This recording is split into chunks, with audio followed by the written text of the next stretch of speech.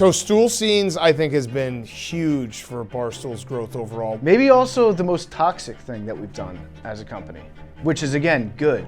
No matter where you looked, no matter where you turned, a camera was rolling. Elevators would open up and like a camera would be on you right away and you're like, what did I do? What is being said? You're walking into like an ambush. You go to lunch, you come back, people are screaming at each other in the middle of the office. You're gonna cry? Get the out of my face for that. And you wanted to be there. I never wanted to be on Stool Scenes at all. You know I didn't fake cancer, right? I have my doubts. It typically could be bad. A level of fun that's indescribable. Getting so much attention today for being a bitch. It's like the best day of my life. People want to see you raw. People want to see you unfiltered, and that's what Stool Scenes has given to people. You couldn't even really choose to stay out of trouble or out of the limelight or off camera. It was just there. I think Stool Scenes has been integral in being the historical record of what has gone on week to week, day to day, hour to hour, minute to minute at Barstool. I bought back Barstool, so I own all of it now. I think it really was huge for Barstool to have something like that when everybody moved to the same office, to have something documenting the hijinks day in and day out. Stool Scenes has allowed people to get a sneak peek behind the curtain and see what goes on. It's more than just a job. This place is a reality show. That's what it did externally. Internally, it made everyone hate each other.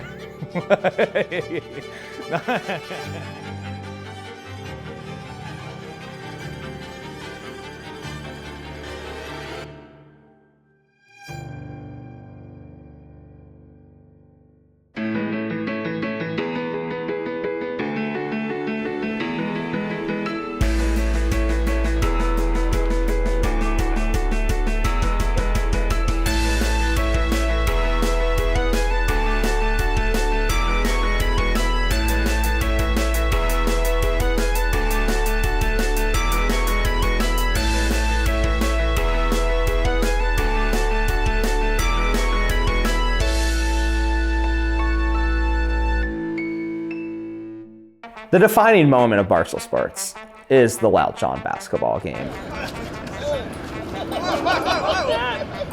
Yo, honestly, if he's gonna keep doing this, I'm gonna walk. Do the same fucking thing! If you had to show like one clip of how did that company reach these heights, it's the basketball game. Yeah, Loud Sean was hired. He was one of the first hires when we moved to New York as like a senior producer, kind of in charge of all the video and what we were doing. And I remember Dave told me, he's like, I got this guy, he's really loud. I'm like, there's no way he's that loud. And then I met him, I was like, oh shit, he is that loud. Glenny. Yeah. Karaoke night. Take me through Loud Sean. Oh man, it's my favorite. I feel a little spoiled because I've got him twice in a month from the party and the karaoke. I was there for the big Loud Sean karaoke night. He's standing on the seats, singing. They bring in like buckets of beer. Yep. With like 6 beers in him. Once we finish those, he put it on his head and was singing at that. He's a party animal. He likes to party. Was only allowed to party like once every couple of months, I think. But when he was allowed to party, he would party. We weren't allowed to stay there anymore. So you took your glass and you spiked it. I did. Glass. I remember this. This is wild. He was just smashing glasses and singing Mr. Brightside and making Colby cry. It was fucking scenes, dude. Spag said something wild to Loud Sean at the bar. Yeah. Well, we're gonna get into that, okay. I don't even know how it started, but it's one of those that Dave eats up. Like it starts in a small sector of the office, and then it works its way. It went to this guy, it went to that guy, and then it gets to the main screen, and Dave just eats it up. Wasn't any disrespect to the family or something like that? So, Spags and I start talking a little hoops and start talking a little junk, and I told him that I think I could beat him, he said I could beat me. It escalated very quickly to the point where he was saying things about my wife and children. This is unfair. Okay, what happened was Sean was escalating, was talking about he's gonna beat me up inside. Like that's what you said was you're gonna beat me up inside if I ever. Oh, it's basketball. Hold on, wait. Am I gonna be able to talk? Yeah, go ahead, man. Let's get no, because what happened was those guys hated each other. It wasn't fake. They fucking hated each other. I wouldn't knock you out that night because you were acting like a fucking shithead the entire night. That happens a lot here. We're just two insane people are acting insane, and you're like, I'm not gonna get involved in that. I told him that if we played one-on-one, I would back him down 17 times and shoot 4 jumpers in his face, and I'd beat him 21-17. I'll back you down in the paint 17 times and hit 4 jumpers in your face. started to get under his skin, so I started to go with Well, him. that's not even that crazy of a brag. He's like 21-17. It's like, I'm going to beat you in sudden death. 23. We have a basketball court set up. Are you in for a one-on-one versus Specs? I mean, I guess I have to, yeah. I want to clear that I never said I'm good. I said I'm going to beat him 21-17. Like, I'm not saying like I'm not a It's bragger. too late for excuses, Loud Sean. No, It's on. Not excuse. I'm going to beat him. Sean, not for 1 second did I think Good. you were good at not even a nanosecond. The Loud Sean basketball game was maybe the worst game of basketball I've ever watched in my entire life. Also just a hilarious scene that Dave and I went to a park at 8 a.m. in New York and watched Loud Sean and Spags foul each other ruthlessly for 45 minutes while they didn't score any points. This is Like a fat guy who can't breathe. Go get it. That basketball game was vicious. There'll never be another game quite like it. I went to go watch it, and after a minute, it was very clear they needed a referee, and I said, okay, I'll do it.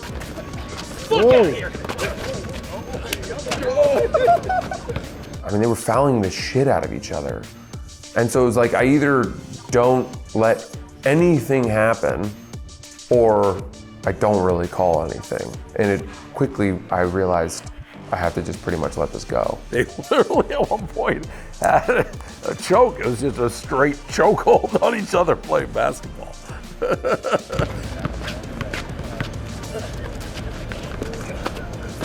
Are you fucking out? Jesus Christ.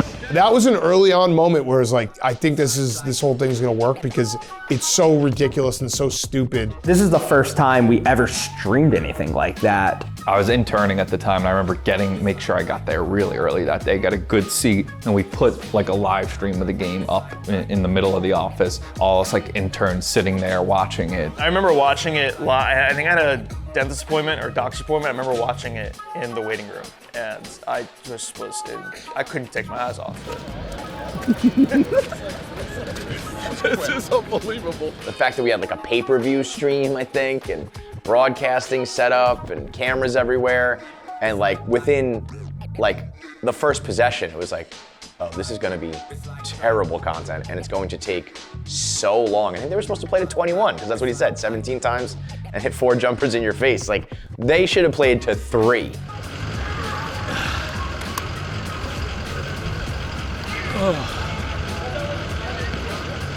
Loud Sean, listen, Loud Sean gassed himself out. He too many warm-ups. Can't warm up as much as he warmed up. I don't know, I've been here since like 9. I feel pretty loose, pretty good right now.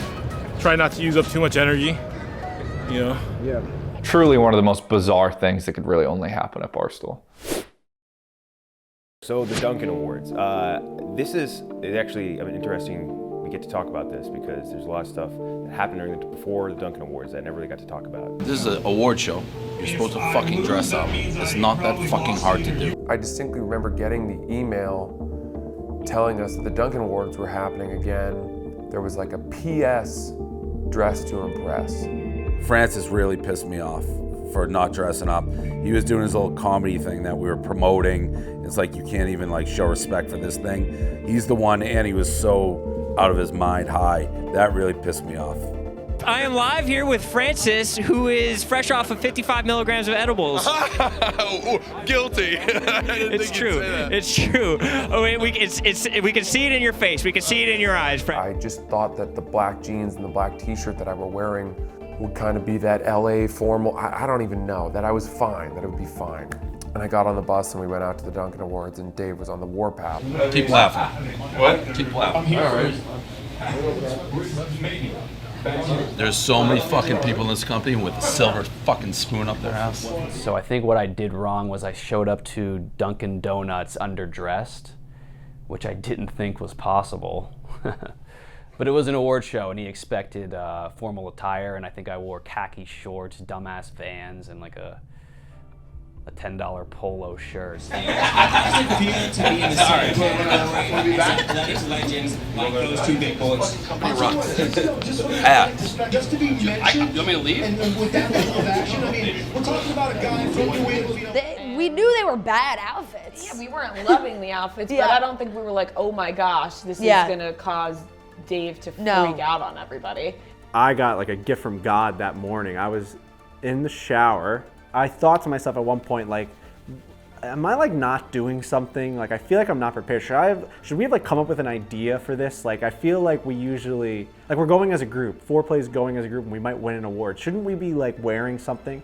I mean, this is the worst outfit. You guys should get together. This is like some weird, it's like you don't want anyone to know what gender you are. Frankie, having been Dave's guy forever, has a Dave Spidey sense, as we call it, and his Spidey sense went off that morning. He texted our group chat something to the effect of, hey guys, like I really think for these awards tonight that we can't just go in wearing normal clothes. I have a bad feeling about it. We got to do something. And we were like, well, we all have these red Tiger mock necks and pants that we wear whenever Tiger plays. Why don't we gear up with that? We realized like other people wearing like hoodies and jeans, and we're like, dude, I think this might be a win for us. Like we cared about this. And I remember saying that to Riggs and Trent, being like, you guys don't realize, like I know Dave, this one's gonna be big for us. And it turned out to be unbelievable. I think we got a shout out. Like the 4Play guys all got dressed up, and I looked at Trent Riggs, I'm like, fucking right. If Frankie doesn't send that, I don't know that I dress up at all for him. I think I'd probably wear what I'm wearing right now, and maybe I wouldn't be here because Dave would have fired our asses. Of everyone who dressed like an asshole here, and just no effort. So fuck all you people who did that. I don't remember it being this intense. He was really reducing us to nothing, which is fair. Carrabis t-shirt. Francis, the only thing you care about is your own routines. Kevin, lead by example. Give me a fucking break. You know, Dave, I think when he called me out, he said, like, you need to lead by example. But everyone else was like, who the fuck do you think you are not dressing up for one of our biggest sponsors? And since no speech, it's like the lights, camera, action guys. You guys are like movie guys. You dress like trash. You guys are lucky to have jobs here. You dress like trash. Unbelievable. We don't know what to wear. There's no instructions really at all. Like what the dress code is, like what you should be doing, blah, blah, blah. Jared Carrabis actually asks Erica. You thought about what, like, I look good here. I literally went into Erica's office. I was like, is this okay? And she was like, yeah, you look great. I was like, okay. Like, you took it as disrespect. Yeah, I did. I at least cared enough to be like, hey, is what I'm wearing okay? And if she said no, I would have went home and changed. And I asked her, and she says, wear whatever you would wear for an interview. And so what I wore, and you can see all the pictures of it, I wore like a decently nice flannel and a pair of jeans, which is what I would wear if we were having like a guest in to interview. I'm wearing a solid $17 H&M shirt, $20 H&M pants, and very dirty white Nikes. Gotta be honest, I feel like Ken Jack was trying to be too cool by saying how cheap his outfit was. Doesn't really come across cool to me, but... I will defend a lot of the people who didn't dress up. People were asking the executive level people. I think maybe the executive level people weren't on the same page about who needs to wear what. Nobody has ever broached that. I have never heard that. That's news to me. I blame Erica on that one. Sorry, boss, you're no longer here, but I directly spoke to her and I was like, do we have to dress up for this or like we doing this casual? And she was like, you're fine. Well, I can't throw my boss under the bus on this one, but there was a direct answer from the CEO saying you don't have to, so. I felt like we have freeloaders who don't understand how this company makes money. They cost us money. They don't get any ad revenue, and they just sit there like, we'll just throw our gloves out there because the top 5 or 6 people who make all the money, they'll take care of us, and we don't have to fucking give a fuck about how this company makes the money. I remember that next day on Barstool Radio just being painfully awkward, where I was just sitting there as Dave would call in people one after another and just rip their fucking throats out. Dave rendered me speechless. I think I emitted some prehistoric sounds. And KB, you just aren't talking? Why?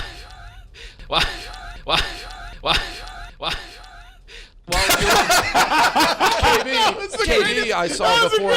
KB. It was one of the funniest sounds I've ever heard a human being make. Do you know what that says at Dunkin' Donuts? Half these fucking guys don't give a fuck.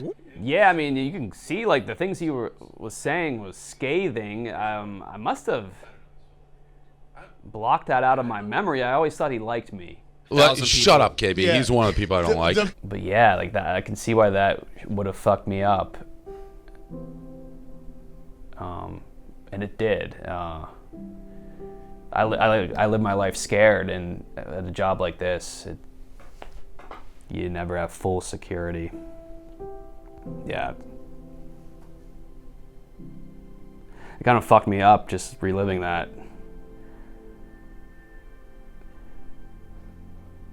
Yeah. Yeah, that was a highlight of my career. Lights, camera, action, you cost this company hundreds of thousands of dollars. You don't have the fucking dignity to fucking dress up on a show that pays your ass's bills. And you can't do that. You've written 4 blogs. You sit and watch TV. You want interns and you want us to hire people. How about you fucking show up when we have a premium sponsor? I remember thinking, like, these guys are cooked. Like, we're going to watch them get fired on the air right now. Honestly, you guys are under the gun. Like, and if things don't turn around and content isn't being churned out and lots of videos or things unusual, we'll just get the fuck rid of you, because I'll find somebody next year who will dress up. The next day on radio, multiple people were faced with being fired for having not dressed up. I think there was a countdown for those guys to like report to like the radio room. Otherwise, they were fired. Where's your buddy? I don't know. He's filming a video or something. I don't know where he is. I don't know where he is. Did he not know he was coming in? Did he not know we were going to talk about this? I mean, you figured. I mean, you came over to me. I said I was what gonna time be ready. is it? 4:19. I'd tell me he has 10 minutes or he's done. Okay. So I'd pass that along very quickly. It's 4:19. If he's not in here by 4:30, he might as well not come back in. You'll have to find a new partner. Okay. So good luck finding him. Okay. And by the way, I'm dead serious. So that was like a double whammy. It's like you didn't dress up and you're nowhere to be found. Why are you not in the office? Dave on a warpath is like another one of those things that it's great when you're not in the sight lines, but you want it to happen all the time. Yeah, so they're in the middle of Barstool Radio. They found Jeff. I was in the middle of recording something in the green screen room, and he comes running. He's like, come in here. So we come in there. We basically have to get in front of the camera in the radio room and just get railed on for, I don't know what it was, like 10 minutes straight. Like, why didn't you dress up? And that was like the worst spot to be in, because like, what do I say there? Like, do I be like, oh, I'm dressed up better than these people? No, I'm not gonna don't want to throw anyone else on the bus. And am I gonna say like, Erica said I could do it, Erica said I could wear this? Like, that's either way, you're getting absolutely fucked. Big fuck up on my part, not dressing to impress. Like, I'd rather just take the ass fucking here and just be done with it. It was a bad moment, and then I think 2 days later, I wrote a blog that got me fired. Okay, real quick update here for the Stoolies. We always try to tell you what's happening here at Barstool. This is very real. I just had to fire Francis. Francis's time at Barstool Sports is over. I mean, to publish a blog and then like minutes later, they were like, we found her remains burned. I was like, oh my God. That could not be a worse turn of events for Francis. Yeah, we were actually recording a pop punk song at a studio in Brooklyn. I remember him like sitting there kind of like coming up with the new stuff for the song, and he got a call from Dave while we were in the studio. And then like he kind of looked at us and he's like, I'm fired, like Dave's firing me. For those who don't know, he blogged today about that missing Utah girl who was found killed. She's been missing for like 2 weeks. I genuinely believe that if I hadn't gotten fired for that, I would have been fired shortly thereafter, because at that point, I think my ego had gotten a little too big. I felt like I was bigger than I was, and I got humbled. Having said all of that, I would love to know where we stand, because you did raise some points last night with me where I am wondering, you know. Well, I was very clear. It's like, I'm not running this business to just make fucking stars or try to build people's profiles. They give nothing back to Barstool. So that was the vibe I got from you last night, and a bunch of people who take this fucking thing for granted. The Francis firing one was extremely tricky to navigate because somebody died, and it was a horrific story. Trying to navigate it was unlike any other day at Barstool, just because it was such a serious nature. You almost didn't want to touch it, but you kind of had to. There's times when Dave sees something and it doesn't really, he doesn't have to ask, but he just knows it's like you've passed the line and you're out. That was one of them. He argued with Keith so much about wanting to be able to publish his own blogs, and that Keith got it cleared by Dave. It's like he wants to be able to publish his own things. He understands. Yeah, I mean, I asked for the ability to post my own blogs because I would submit a blog and they would change stuff. Because Keith used to read them, edit them, take out anything that could get anybody potentially fired, and then he wrote about the dead girl. So, yeah, it's tough. I did not deserve the nuclear codes. I wrote too risky stuff. So, that's that. Never to be seen again in my eyes. Like, I didn't know that I'd ever see him again. I got sent out into the wilderness for 3 years and had to kind of just figure it out and make my way, and then 3 years later they hired me back. Don't know if I'm welcome. Doesn't I don't want to intrude. And I distinctly remember the night you fired me, I was in free fall, and you sent me a text. And you said, for what it's worth, I didn't want it to go this way. It's certainly not like, you know, a forever ban. If it was something like, yeah, I think it would be helpful to me, I would explore it. I wasn't here when he worked here, so I would love to get a chance to like really work with Francis. He'll get it. I'm Francis Ellis. Round 2. Well, let's start with one thing. Francis ever getting fired in the first place was bullshit. While I had friendships with the people that worked here still, nobody ever thought I would be allowed back in the building. In this circumstance, people were kind of pussies about this, and Francis got fired. And I knew at the time that it was unjust. I knew that if we played the long game, this injustice could be rectified. I'm honestly downright giddy that you're here. I'm like excited, like I'm almost like I'm doing something wrong. I tell you what, man, I'm feeling nervous. After a certain amount of time at Barstool, people start to forget about all the transgressions, and people remember how funny Francis is. So I said, you know what? Fuck it. I'm gonna invite Francis back on to Son of a Boy Dad. And I said, man, are you sure? Are you sure that's a good idea? And he goes, we're gonna rip the Band-Aid off. And he didn't ask for anyone's permission. I don't know what you two are thinking, bringing me in. We're really testing our good standing at this company. It's gonna bounce back poorly on you guys. We wanted to have you on for a while, but Rome was the one that made the final call. I don't have the authority to be making moves like that. He has Oops the podcast. His stand-up career is blossoming, so why not make it into something that Barstool can take advantage of? So I said, Francis, come back on to Son of a Boy Dad. Within weeks, Francis is rehired. Is that due to me? Yes, it is.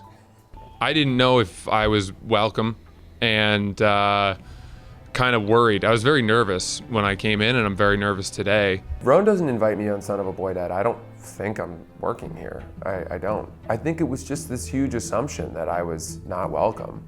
And I had that assumption too. I mean, obviously I was thrilled to come back and work. I just kind of assumed that Dave would never ask me to do that. So I had to make my peace with it and had moved on in my life. If he wanted to come back here, I'd entertain it. I think enough time has passed. Are you interested, Francis? Yeah, definitely. I mean, who wouldn't be? It'd be an honor and a privilege to work here again. How that happened, I think, is just a testament to Barstool. And if you don't actually screw anybody over, the door is kind of always open a little bit.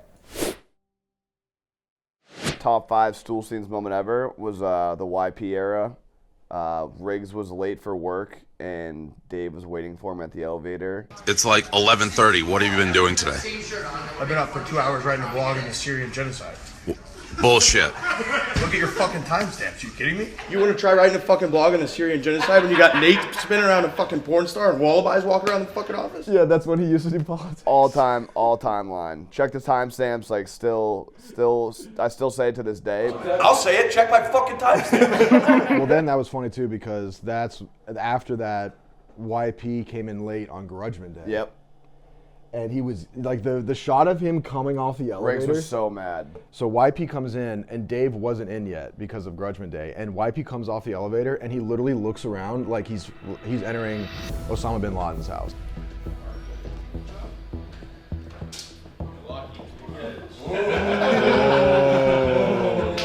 Thanks, bro. Thanks, dude. That's cool, man. Thanks. I appreciate it. Appreciate what? Appreciate it. Why don't you tell me, fucking rat? Riggs sent out the initial tweet, like, biggest day at Barstool, YP's nowhere to be found. Twitter fingers. YP, it's 10:30 on like the biggest day. Calling me a rat? You think I planned that? What do you mean? Or do you think shit happened that caused me to be later than I wanted to be? What would be your guess, Trey? I don't know. You think I said, hey, I want to get here at 10:30 on... Come on, man, you're smarter than that. I don't know. This is around the time you come in usually. Vacation boys are now the office attendance police. That's YP was the office Grim Reaper in those days when he came at you, when you were having your worst moments, your worst days. professionally, you're about to get just absolutely ridiculed or roasted by Dave, and he wouldn't give you a millimeter to breathe. He would just shove that camera in your face. He would want to get the worst moments of your life on camera, and then you show up late. It was just my civic duty to kind of turn it around on him, and he didn't react very well to that. Riggs is going Syrian genocide right now. Yeah, like. Check your timestamps, YP. So you get to pick and choose when you want to talk about stuff on camera in front of people, but you don't let other people. About people's families and personal life? Yes, 100%. You don't know what's going on with other people. Like, what are you talking about? Right, you don't do that. You don't go up just go up in people's faces, and now you're getting mad at Jesus your Christ. face. You have nothing. Here we go, Mikey. You have No, see, you have nothing. Oh! You have nothing. What'd you say? You have nothing here. Riggs is right. You're 1,000% wrong. The energy on that day was insane. What are you looking at me for, Nate? I see you. I see you staring at me, obviously talking shit from 150 feet away. And YP came in with his head on fire. He's like coming at me when at the time, for the first time, I had nothing to do with it. I was minding my own damn business. Do not turn this on me, because you can't handle yourself against Riggs. Don't turn this on me, because you can't handle Riggs, because he outsmarts you. You think you're going to come after me? Get the fuck out of my desk. You can't handle Riggs because you're too big of a pussy, so you come after me from across the room. Glad you showed up today. Nate? Get back to your desk. Maybe do some work today. Man, that day was crazy. It was like Dave had Grudgement Day going. 15-year-old Steve and his family were visiting. So his mom and dad and like this teenage kid were in the office. Steve. What's going on? So you're getting thrown on the fire today on like a really weird radio. Yeah. But whatever. I mean, your parents seem cool with it, so if they're cool with it, I'm cool with it. And he signed a waiver already. He did sign a waiver? Yeah. You're like the same age as she is, so it's like whatever fucking happens, happens. Everybody is just butting heads, and I think it's because we realized that our fearless leader was about to be in a crock of shit. Before we even unpack your whole situation, can I just say how fucking stupid you are for even getting in a relationship right after splitting up? How fucking dumb are you? A lot of people have brought that to my attention. Yeah. But it was one of the few times over my life with him where he kind of lost his way. And so as you're one of his buddies, you got to be able to you got to bust his balls. You got to say, hey, what are you doing here? Like, you're kind of making yourself look like a clown right now. She may not have fucked him. She just says you're just freaking out. What? Are you fucking serious? There's no way to know. There's no way. It's not like I walked in on him. I get my tooth out. The day I get my tooth out, this is savage. She came to New York, supposedly like, help me take care of my Console tooth. you. No, she was fucking sexting. It was pretty fucking graphic. It was pretty fucking bad for somebody This who, is what, like 2 weeks ago? yeah, for somebody 4 pages laid up with a dead tooth. dead tooth, like on perks and out cold, and this girl's like sexting on my dead body. It was Yes, Frankie. Well done, Frankie. You know, Dave's making all those jokes that she's banging the instructor on top of his dead body while he's getting a tooth surgery, which I brought him to the tooth surgery because she couldn't do it. Oh my God, I forgot about that. That's such a great video. That gif of Dave going like, see what 15-year-old Steve thinks of this situation. Yeah. I honestly don't think it's your fault. I think you're kind of in a relationship for so long and you kind of still needed one, and then just kind of doing Dude, it. that's some fucking real. You did need a relationship. You didn't know how to be a single dude. I wish I could be a fly on the wall when it happened. When she's still trying to fuck like these guys riding bikes in like 5 years, and I'm on fucking ringing the bell on the stock exchange on like a yacht. I'd like to see her face, because this guy who's just gonna be riding his little feet off on his bike, that ain't lasting all life, boy. Grudgement Day, I remember. Nah, never mind.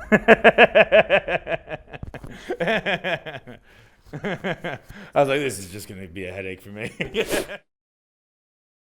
Zod jumping up on the table, you couldn't really produce a more Barstool moment. You want me to watch this? Yeah. You know, I've never watched this before. Really? Yeah. This is, been dreaming about this day. What's going on, man? Great to meet you. Nate, my Zimbabwe friend. Oh yeah. What's going on? In person, I'm great. How long are you here for? Then who knows? Indefinitely. But what a day, man. That's the day that changed my life. Changed my life from, to think of it, I don't even know what I'd be doing right now, honestly. My vibe was, if we don't give you a job, you're going back to Zimbabwe. Did I misunderstand that? That's true. Za was a frequent caller. He was a return caller on Barstool Radio. You know, you had this Zimbabwean, the midget Zimbo. I remember saying to Dave, we have a midget from Zimbabwe that is calling, and thinking that was like just someone playing a prank on us, and it turns out it was real. And then when Za popped up in real life, we're like, oh my God. 3, 2. I was cornered by Hank, Roan. I remember me and Roan, which I guess pause stirring, we're just go in there and light up Smitty, like light him the fuck up. They had me in a corner and they were like, bro, you gotta do something. You gotta do something to stand out and all that. And I'm like, fuck, what do I do?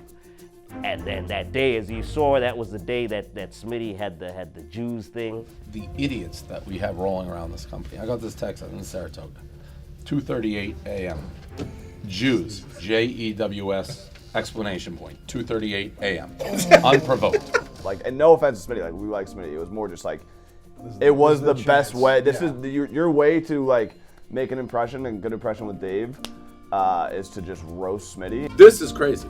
Yeah, and it's not the fact that it was even Jews in my mind. It's the fact somebody took my phone knowing our position and actually did that. If you would have sent out like an N-bomb on Twitter, I'm fired. I'm done. That's what I was pissed off about my buddy. The fact that he said like Jews to you, I told you, it's a weird move. I don't know why he would do that. I'll never forget him, like he put like a stool down and stepped up on that to like get up on the table to scream at Smitty. Up on top of the chair, standing up on the table. I don't know why you're on the All table. right, so I've been a neutral party in all this nonsense, Perez. I got some advice for you. Okay. You got to start firing some people around here. He's too soft. He's too soft on you guys. He needs to start firing people so that people take him seriously around here. Smitty, sending you Jews? You're gonna take that? Well, no, I don't think. That's like the equivalent of the N-word in the black community, and we burn people for that. We burn people for that.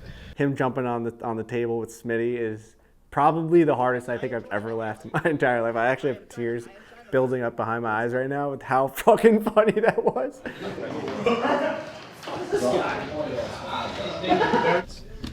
Zah, you're making a lot of sense. I mean, all these guys are coming out. If you were, imagine if someone texted me the N-word. That's equivalent with what you did. I didn't. You sent them that Jew text. There's no way. Stop trying to throw your buddies under the I did not send that. And at one point he turns around and goes, "What the fuck is going on right Your now?" story does not add up at all. He's right, it doesn't. Where are you coming in here? And those are the moments when you really, even though you were there and watching and you were a fellow employee, you are kind of a viewer, a fan in those moments, because you're just like sitting there like, oh my God, I can't believe this is happening. I am absolutely speechless. Like, Smitty, I just met this guy. I won't go intellectually. I'm not trying to go intellectual. I'm tossing across the fucking room.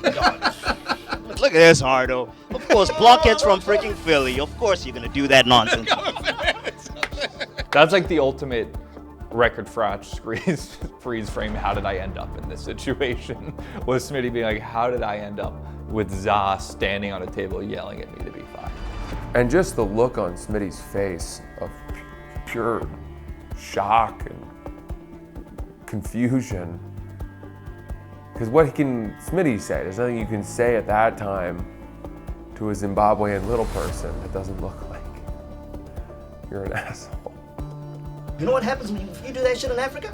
You get thrown in a river full of crocodiles. Dave liked that. In typical Dave fashion, he's like, you'll hear back from me. It was just silence for like 2-3 weeks. I'm over there stewing, and the next thing he says, he's like, yo, you start Monday. The rest is history. Warning. What you're about to see may be disturbing. It includes law breaking, bad boys, and bad behavior. We got arrested. Oh, yes. I haven't seen this in forever. All right, guys. See you on the other side. Be safe.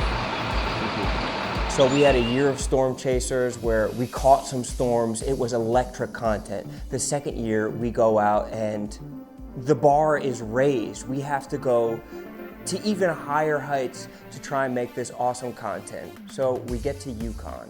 UConn, dude. Been waiting for you guys forever. There's 1,000 people in there. UConn! And we're getting word at UConn that things aren't going to be as easy as they have been at other schools. We got down to the seats that were reserved for us, reserved for Barstool Sports, and the cops didn't like us. For some reason, they could pick us out of the crowd. Maybe it was the all yellow outfits that we were wearing or the fact that I was 30 years old. You guys gotta move, these aren't the seats. You They said they were reserved for us. They said they were reserved for Barstool. Is there reserved seats? Yes, it is. It's Barstool. We are Sir, you guys gotta move. So we'd studied the tape of Dave. We'd studied at the altar of Dave. We knew what Dave would do. And as I'm talking to the cop, Caleb's in my ear muttering, "We have to go limp. If something happens, we have to go limp." Hey! Hey, you can't do that! Let's go! Let's go!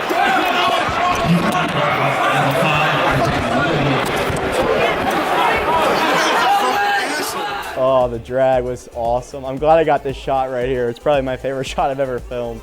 Watching those two was always like appointment television. I remember dying for those videos to come out. Oh, same. The storm chasing videos when they were doing it, I'm like, this is genius, and these two will do anything. And also seeing them get arrested, not that you want to get arrested, but you're like a little jealous. You're like, oh my God, this is amazing content. Right. And the cops slowly realized that they'd fucked up pretty bad. Like that cop, the head cop that was like, "You guys are fucking idiots," this and that, and like swiped the camera at the end. His daughter went to UConn and texted him and goes, "Do you know what you just did?" And his daughter's like, "You just arrested the storm chasers. Like, everyone hates you right now at the school. The whole thing is going nuts. I don't think you know what you just did." And then eventually they realized and they let us go. But yeah, no, that was a lot of fun. It made for absolutely incredible content and some mugshots that will never be erased from my criminal record. So I guess we'll start with the Devlin moment. If you can just Which Devlin moment? Be more specific. Do you guys hear this? Yeah, what is that? What just happened? We've got Brandon Walker and Devlin. just screaming. They are standing right in front of the studio, which we just have fucking windows here, and they're just screaming. You can't fake that kind of passion. Brandon Walker just shoved Devlin. He just shoved Devlin. Devlin's a guy, he's a made man, so to speak. He's been around for ever since he was a college kid, did the Blackout tour with me. He's a hothead, like, and I love Devlin, but he's someone that, like, if you give him some shit, he's gonna fight back with you. Has no problem arguing with you. He's had public blowouts with Smitty. Okay, then don't do the stream. I said it beforehand, and you motherfuckers are like, "Oh, don't worry about it." Well, and then you afterwards, should've you're like, just "Oh, you taken gotta keep it yourself fresh." out. It's a toxicity and borderline vindictive shit like this. I couldn't handle it. Like, he'll do that because he believes what he believes, rightfully or wrongfully. I think one thing people kind of lose in that is that it really had nothing to do with Brandon and everything to do with, there was a 30-second window in between filming the college football show and then filming an extra thing with Dave and Dan. Well, that was the worst fake What? of all time. You don't say it, you just do it. I just need to add a couple games to me. Yeah. We'll do it again. Fuck. That is still the worst Instagram story take I ever had. Now I'm gonna look like I'm shaving because it's gonna be silly. I said, "Hey, can I redo it?" And he said, "No, you did such a bad job on the first one, you're not gonna redo it." I didn't understand that logic. That sounds fucking stupid to me. If you mess something up, why don't you get to redo it? I've redone this take like 3 times already. This part's not on Stool Scenes. This is a little behind the Stool Scenes. Before Dana B and his cameras appeared in the hallway, when I first walked out of that studio, Brandon came and I was like, "Hey, Brandon, don't worry, like, we got that out all set." He came up and was like, "You should have let me do it a second time." I was like, what the fuck? So I mess up one take, I can't have a second take? An argument like this, or am I just gonna say, move on? It's a bullshit thing to do. You shouldn't have done it. Yes, it was. I'm gonna have Big Cat do it because he'll do it. Because you're scared somebody's gonna yell at you. That's what it was. You were scared somebody's gonna yell at you. I tried to explain to him in the hallway, like, "Man, this wasn't about you, it was about Dave." And he was like, why are you scared of another man? And I think Brandon was like only 4 or 5 months in at that point. He hadn't had the true Dave experiences. You shouldn't take it so personally and just move on. You were saying, like, You took it personally. You got that sour ass look on your face. I walked off the set because they were about to film. And I said, I'll get someone else. And then you walked out and you called me a bitch. So fuck you. I did. No, fuck you. Fuck you, Brandon Walker. Fuck us all. Fucking moron from Mississippi. Hey, fuck you. Fuck you too, Brandon. I didn't think that was going to destroy Brandon Walker's psyche. Like, I thought it was the most simple, childish barb I could give. And as Rowan like pointed out at that time, I was in rough and rowdy mode. I'm on alliteration. Like, that was just an easy MMM, boom. Nothing deeper than that. And it is funny. It's still funny looking back on it, like the kind of like system reset Brandon does when that happens. You can't call me a moron from Mississippi. Why? We're having a disagreement, okay? We're having a disagreement. We're having an argument. That shit was uncalled for. So you can call me a bitch, but I can't call you a moron. This was in the heat of the... Oh. You walk off, you're just walking off. Oh, you're a moron from Mississippi? You thought you were going to get away from it. You're a moron from Mississippi. Oh, fuck you! Well, fuck you! Too. Oh! My God! What? Brandon Walker, I can't believe you did this. I've always been surprised that that's how I reacted. Brandon Walker? That weird noise. Whoa! I don't know, it sounded like Howard Dean. Like ingesting it from down the hallway, it literally felt like they were doing like a fake ad. Fuck you! And I'm like, what is it? What's going on? This feels like an act. Most of the time, you're just kind of like that they're doing some bit, whatever.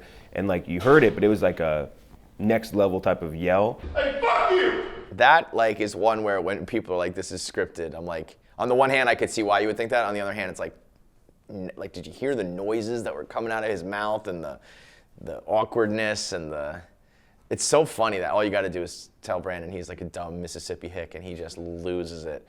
Fucking moron from Mississippi. Hey, fuck you! But when he's like, Brandon Walker, I will never forget that you did that. I will never use you for a take again. That's great. Yeah, never.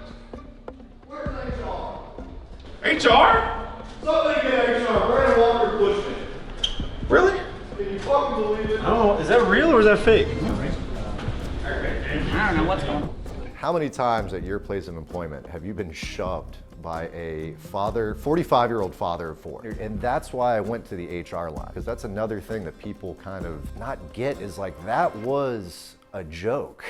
Like, this is a company that, here you do the montage, tapes interns to walls. This is how hazing happens. Plays blind interns in spike ball. We made an intern not come for 30 days. TV's right there. We'll have like days since Robbie came. Yeah. And it'll just tick, it'll tick away. Riding Tommy like he's a horse and putting a fucking belt in his mouth. Ride, Tommy. Yeah. There's just not standard things that happen here that are standard here. Like, first thing, you can't be screaming in the middle of the hallway. Either. Like, I thought you guys were joking, but even I was gonna be like, what are you yelling fuck in the middle of the fucking hallway? Yeah, I meant nothing personally by you not doing a take again. It was simply timing. Like, I felt maybe that got, well, Okay, well, I'm sorry, like, this is something I do every day and I have You're to go a fucking do. grown man. You don't have to start screaming in the middle of the Well, fucking no, the hallway. screaming was 5 minutes after that. We worked Well, our way whatever. up. Okay, I got you. Sorry.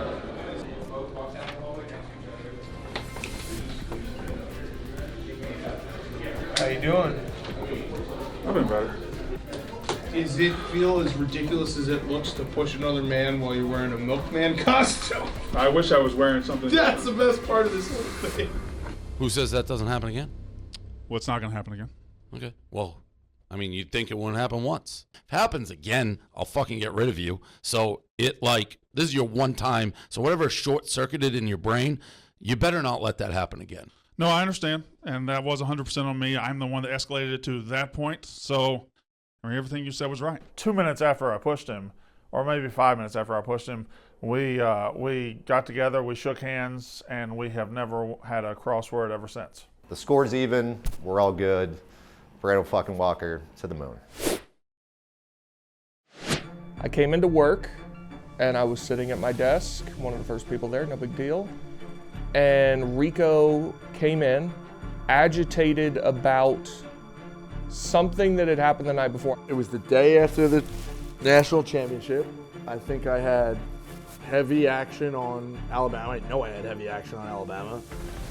Dan's definitely riding me. Anyone here talks to Rico in the second half, they're out. He's a I feel like our fucking side's been pretty good. mental head case. The room's kind of against you. There's different things going on. And then the game goes not your way. So storm out, wake up early, take the bus in the next day. We were picking at him. We were picking at him.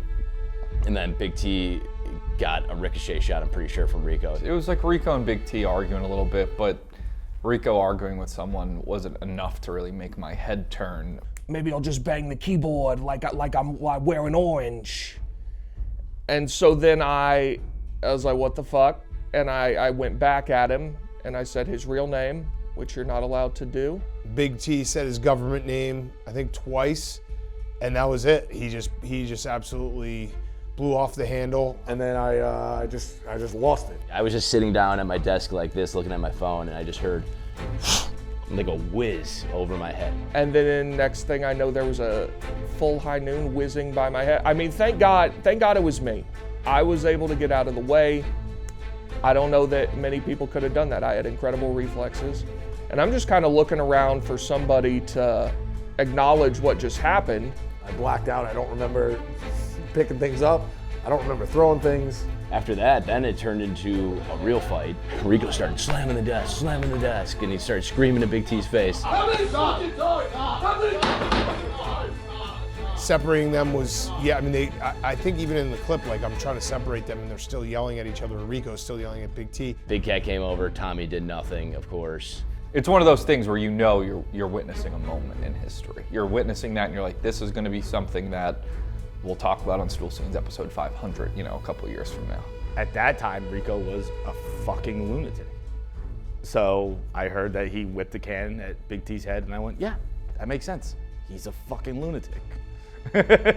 We had the video right away, and that was one of those ones where there's times that things happen here for Stool Scenes where I'm like, we gotta make sure that the boss sees this before it goes on the internet. So here's the punishment. Effective immediately, 1 month suspension for Rico, all Barstool activities, no part in any of them.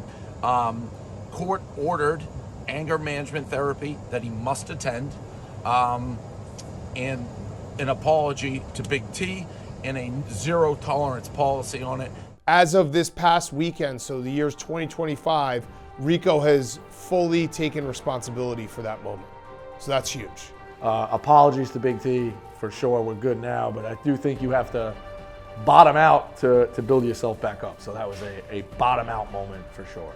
I feel like Rico has really turned himself around, and we're in peace times right now, so that's good.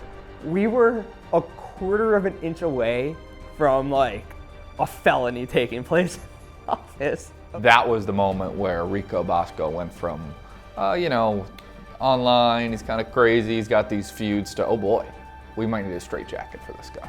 The camera footage, the security cam footage will not do it justice how hard Rico threw that can. Yeah, you can't throw a can at someone's head 105 miles an hour. Tough look, tough look. The YP push. What do you recall from that day? This was like a Friday afternoon. I want to say it was a summer Friday afternoon where there wasn't a lot of people in the office. And those were always fun times when it was like maybe 9 or 10 people in the office total, because then it just becomes like all 10 people are having one conversation, all hanging out together. And then Big Guy was like, what's wrong with you? Like, you're in some sort of mood. We have like a big date tonight. From that moment on, he was in a bad mood. As long as you understand yourself. You took an Adderall today? Selfishcat.com. All right, Or selfish. something, because you are riding high on something. Just being a kid. Well, you stood up. I hate that.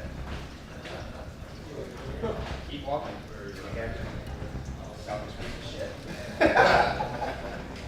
Everybody's so negative and going at each other with fucking Big Cat thinking that he's better than everybody else. He ain't shit.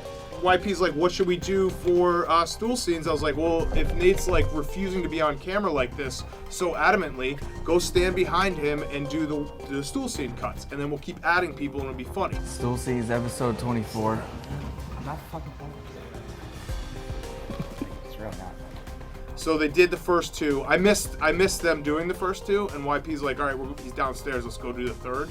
So I hadn't realized that he was like, Nate was slowly getting wound you up. clearly did, because in that clip you're like whispering, like there's like a tiger. So you two wait for the next one, because then we'll add in more people. Nate is a ball of testosterone. People don't know that about him. No man boobs on him at all because his testosterone is so high. And sometimes when someone's testosterone is so high, they just have to, you know, get that out of their body.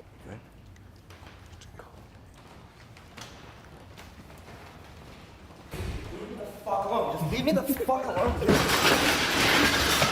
Right, leave me the fuck alone. Like, I'm not fucking playing with you. The push is still like so awkward. Just you can see my face, Coley's face, Smitty's face, all of us just kind of disappear in the background. It takes a lot, but I mean, I was in tears laughing. I'm like, this is the funniest thing. This is why I said it to guys in the first place. This is like the funniest thing I've ever seen. I don't know, he just kept fucking with me, and so I was just like, get that out of my face, and I pushed him to the ground and threw a Starbucks cup at him, and that was it. I think I proved my point. You're just like being a baby because you think you have the power to be like, oh, I don't want to be on the Stool Scenes. Fuck you, Nate. That's what you're here for, dude. Sure, that's fine, but it just So makes don't the tell- whole thing you fraudulent. can't tell- It makes the whole operation fraudulent. It doesn't make it fraudulent. The tournament, no upsets. KB Swag, the only like buster who advanced. That should be interesting because I've said like 2 words to him literally since he's been here. He's very quiet. When I realized I had to do this and I had to be on camera and I probably had to be funny and I had to not only do that but like meet and interact with Dave for the first time, I was terrified. You have it running now? Dude, my adrenaline is sky high. Like I got 0 sleep last night because I was so excited.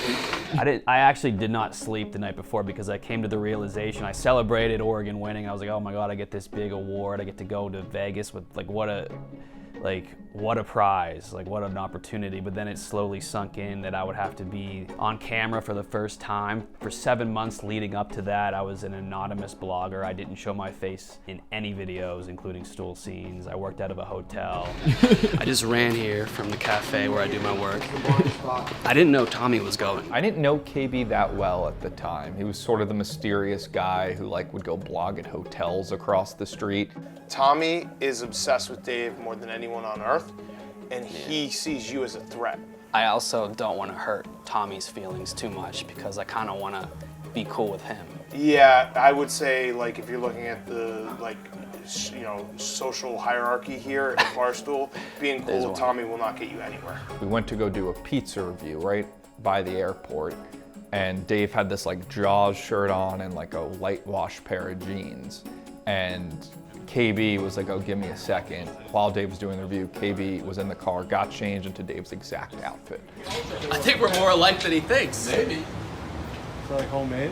Do you see what's going on here, Frankie?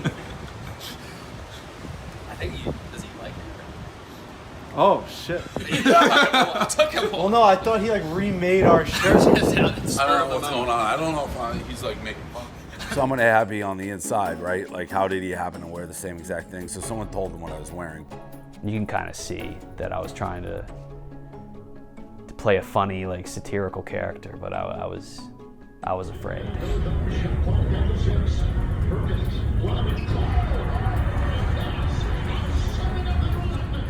So going into that, I was like, all right, I just gotta lay low, and that didn't happen. KB's been evicted. What? KB got evicted. What are you talking about? Kicked out of the hotel. You don't get kicked out of a hotel in Vegas. Do you want to call? Then I got evicted from the Cosmopolitan for cocaine residue on my kitchen sink. I think I thought it was a joke at first, but it was very real. You're banned from Cosmo? Yes. You're the only one who really knows what happened. I know, and people are gonna assume that it's me and I have a drug problem. I just loved listening to the phone call of KB calling Gaz or Dave, whoever it was, because it reminded me of calling your parent and trying to tell them you're in trouble without telling them you're in trouble. Because he's like, yeah, there might have been a white substance found. Whatever that is, I don't know. You've done DP40, DP41, DP42. You're the first guy. You didn't even make it a day before you got the heap ho, but, making your mark. How are they going to keep you out of the hotel? Well, they said that they would arrest me for a misdemeanor. Yeah, I've been there, done that. I don't think he told me he got it was because of coke. That came out later. It seems unusual to get kicked out of a Vegas hotel room for having drugs in your room, but who was I? Whatever, it happened. That stunt was one of my more abstract brain children. Did I do it? I don't even remember at this point if I sniffed any cocaine that night. I'm sure I did. All right, let me know. I will. This conversation was recorded by.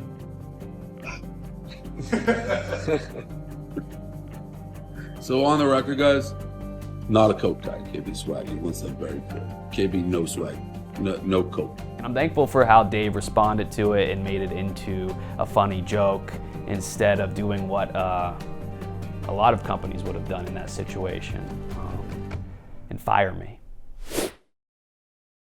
That was one of the ones where actually, I think, weirdly enough, I think everyone was acting reasonably. 2, 1. Woo! That missed. You missed, bro! This is maybe more in the right than Smitty's ever been. Office manager Brett, he was willy-nilly just firing a paintball gun in the middle of an office. Yo, Brett went right through it. We're sitting there on radio doing a radio show, totally unaware of what's going on out there. And then Smitty comes running in. These guys out here are firing the paintball gun. We're right through the screen. We're supposed to run it. What do you want me to say? What do you want? Why don't you shut it down? Do something. You didn't know what was going on. I don't even know. Yeah, I know. I'm telling you right now. That you almost got shot? Well, I guess that answers the question. Just sitting at my desk, don't worry. The paintball went through the backdrop and it actually went by where my desk was and then by where Smitty's head was. The paintball truly did get within like 6 inches of his head. They were trying to kill my boy Smitty, and I don't like that at all. And if Smitty hadn't advocated for himself, I would have advocated for Smitty. And if the same thing that had happened to Smitty had happened to Dave, Dave will be curled up crying in a corner, and he would have had the entire office hung by their feet above their desks. It's like Keith is like right across from him, so if it was like Brett's angle was like ear to here instead of here to here, it would almost say Keith. Correct. It's not like a malicious intent. He's very much made it sound like there's malicious intent behind it. So I don't blame Smitty at all for advocating for himself. He should have gone harder. Brett's a minion of you. I'm mad at you for all of this. You just started this and you allowed a fucking firing range go on out there. I literally have no idea. I don't think you should then, Dave. You should. How can I stop him from... Brett, did I have any idea you were doing that? We were testing me, Pete, and Sean. You're mad at me for no reason. I think Smitty was within his rights to an extent to be like, what the fuck is this? Like, I'm just trying to write a blog and there are paintballs flying by my head. And then I think Dave was fine being like, yeah, it's fucking Barstool, dude. There are paintballs flying around at your heads. Fucking deal with it. How can I be responsible for something I don't know? Then you should. Then you're an awful boss. And you're an awful person. If you don't know what's going on out there, if you don't know a fucking Call of Duty paintball war's going on out there. I didn't know he was shooting it with you sitting Then that's your responsibility, Dave. How's that not your responsibility? Smitty, that's on me. I have no idea that's going on. You're making no sense. It seemed like he was more mad at Dave, and Dave was on radio, than he was at Brett, who was the one that was shooting a fucking paintball gun in the middle of the office. If it wasn't you, it would have been Spider. It would have been somebody else. You were following orders. Smitty, as mad as I've ever seen a person, Dave doing that very Dave-like perplexed look of him just being like, I don't really know what the hell you're talking about. Don't go back to your desk. What do you want me to do? What would you like me to do? Just sit near the telephone side of things. That way you won't get shot. All within the context of a very dangerous situation. And of course, the answer to that dangerous situation was that office manager Brett was shooting paintballs in the office through a screen that just didn't stop paintballs. You really can't make anything like that up. Truly a remarkable day in Barstool history. I will say, out of everything Smitty's been upset about, he may have been mostly in the right in that one. Brett Merriman was a wild man that day. Like, he was just sprinkling paintballs across the office. The Ellie stream is one of the greatest ideas and streams in sports watching history. A girl that's never watched the sport has to explain a do or die game to diehard fans. It was very late. Yankees Astros ALCS 2019, and we went to record a pod after eating Chinese food, and we came back and we just didn't clean up. All right, first of all, listen, we should have cleaned up. Should have cleaned up after ourselves. I did throw out my own plate, whatever. It was very late. I think we all assumed the cleaning crew was going to get it, but that's not what we should have done. The issue is Christopher Columbus. It was Columbus Day. Nobody talks about this. Bad move. You gotta just clean up after yourself. When we order food in the office, obviously you clean up after yourself. In the kitchen and stuff, usually the cleaning crew, like they clean up the kitchen, everything that was left out. That was a Sunday night before Columbus Day. Cleaning crew wasn't in that night. We still should have put that together and not left the office a mess, but if we're doing culprit lists, Christopher Columbus is up there still. I woke up, looked at my phone, was like, what's going on? She's our CEO here, and she sent out an email this morning titled, "Are you too good to clean up after yourselves?" And then she wrote, "It would take you each approximately 30 seconds to put stuff in the trash. So fucking disrespectful." And this is why people complain about rats. I don't get it. There was mice having an orgy in the People fucking were fucking lo mein. the mice were fucking in the white rice. They had a lot of Chinese food last night. Tweeted something, and then the moment it hit send, I was like, why did you do that? Ate dinner beforehand. Only time I left the stream was to go to the bathroom. I didn't touch the food. Not to say that the mess isn't disgusting, but this is not on me. What are we doing? What's the strategy? What's the plan? Before you send a tweet like that, like text me and ask. Yeah, run those things by us. That was the first thing I literally did when I woke up, so maybe I regret it a little bit. We had a big to-do here over Slobgate. Now the punishment, White Sox Dave is flying in tomorrow.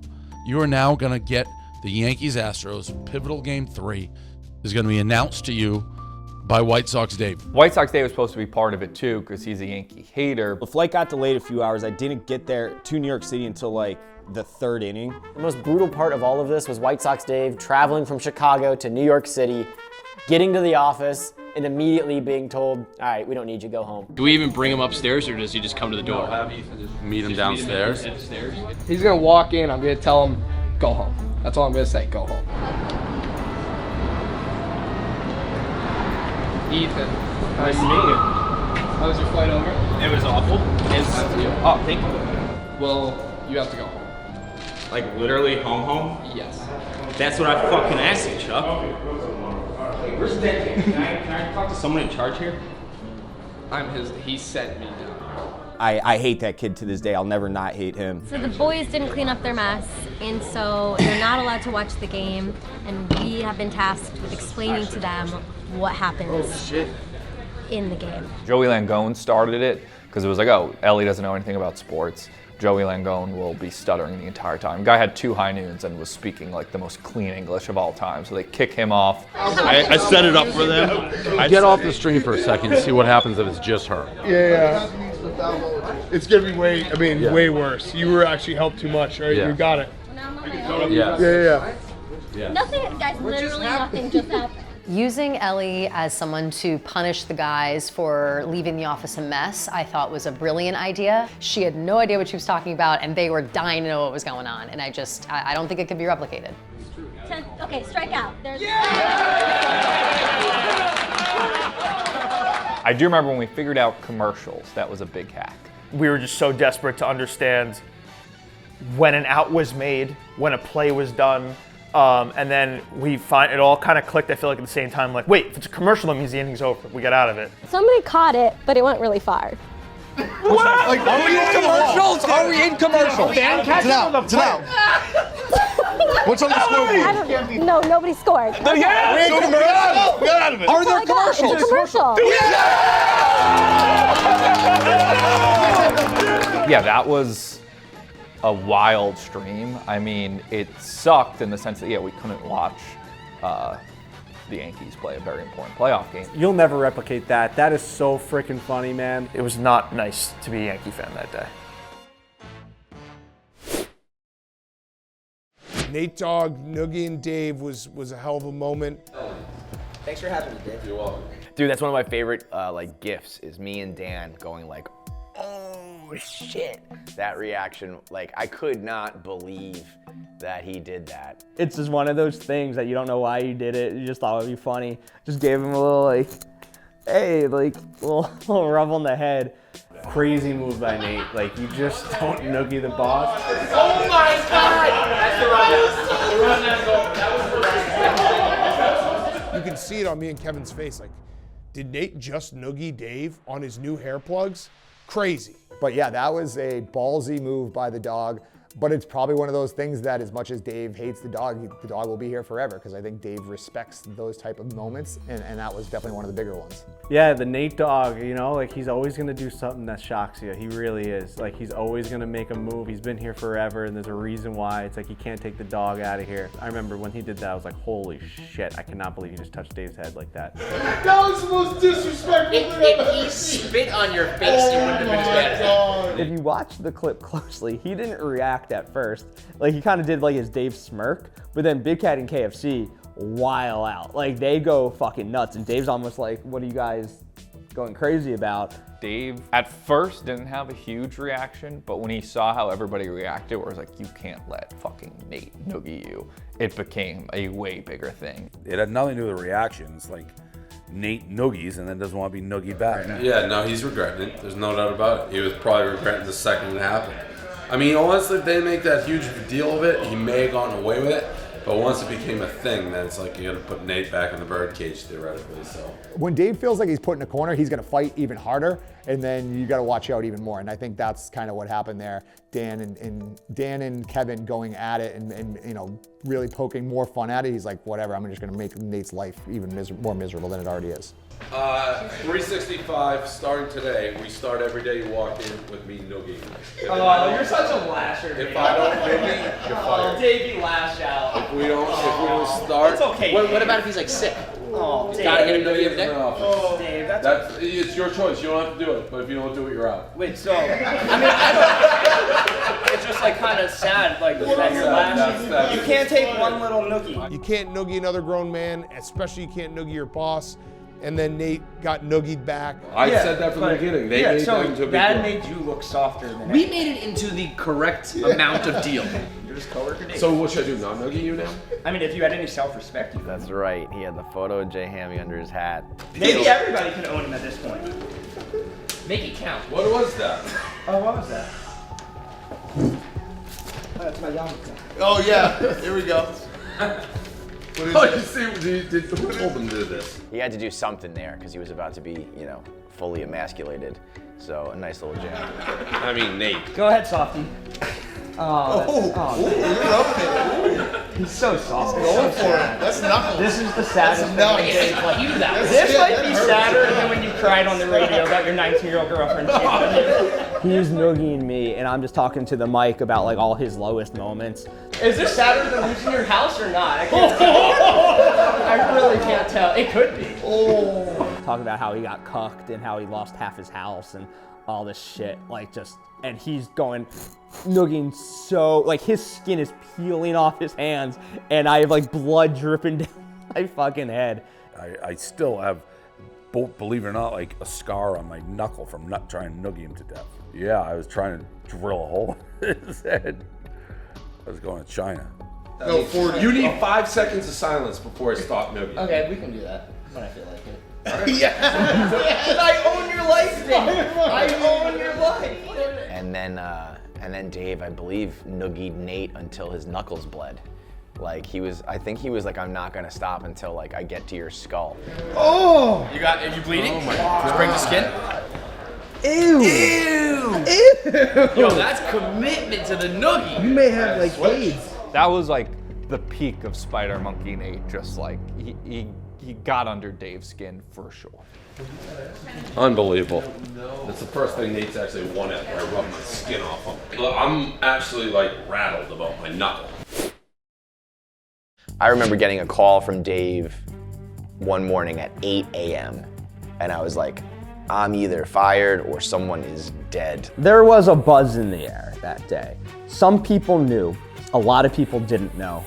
Most people didn't know. Did you see Dave as well? Dave's here? Yeah. No, he's not. Is he? he? He is. Dave Portnoy's here. So there's something going on. that morning we had randomly an all hands meeting put on our calendar for later in the day, which has never happened in the history of Barstool. We had no idea what was going to happen. Something big was happening, because when a meeting like that gets thrown on your calendar and Dave's in the office after not being in the New York office a lot, something big is happening. Word had started to spread around. It's like, what's this big meeting? What's this big meeting? We were kind of hypothesizing in the car what we thought this meeting was going to be. My best guess was that Dave was going to announce that he was leaving. So as of this moment, and we're going to put up a little press release in a little bit, and Penn just did it. We are no longer a Penn company. We've gone separate ways. I bought back Barstool, so I own all of it now. You know, like just the way Dave will drop massive news, like he's just telling you what he had for breakfast. So you're not quite sure how to react, because he's not like, we did it, like we're bad. Like he's like, yeah, so I bought the company back, should be good. And we're all like, okay, should be good, I guess then. Like, yay. Sounds great, boss. I mean, classic Portnoy deal with the devil. Like, you're getting the company back for $1. Like, how the fuck did that happen? I mean, that was around the same time that, you know, we're hiring 10,000 HR people and they're coming up with Barstool Beast jackets and just really making this company a shell of its former self. We can go back to just being ourselves. We don't have to worry about, you know, what we say, what we do. I have no plans ever to sell Barstool again. I've already, you know, made the money that I need to make. This is just a place where I want to be like the best content on the internet. I almost certainly would not have a job here if not for that happening. I wasn't doing any sports gambling stuff, so I was absolutely expendable. And I think Dave knew that was true for a lot of people. Glenny Balls, Nate Dogg. We got a lot of people there who have no life skills maybe outside these doors. I'd be making pizzas without Dave Portnoy. So like the fact that he came back to buy the company, take control of it. This guy could be sitting on a beach for the rest of his life and not have to worry about anything that we're doing. It felt like, oh, all right, like we're, you know, just our own little weird family pirate ship again, and we're, you know, hopefully going to be able to work here for the rest of our lives if all goes well. My life changed zero. Dave was an asshole to me before we ever sold to Penn. He was an asshole to me during Penn, and he was an asshole to me after Penn. So my life changed zero. I saw $0 in my pocket. As far as I'm concerned, Penn and Dave Portnoy can go fuck themselves. Rico Barstool on vacation.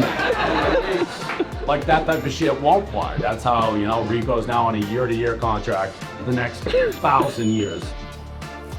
We have unlimited vacation. I did only take a week. Like people think we joke, he's literally been on vacation 3 of the last 4 weeks. Yeah. He worked for 6 months and took 3 weeks vacation. It's incredible. Par for the course. There could have been any day of the year, and that's the one he decided to do it. I wonder if he knew I was in Aruba already and decided this will be a good day.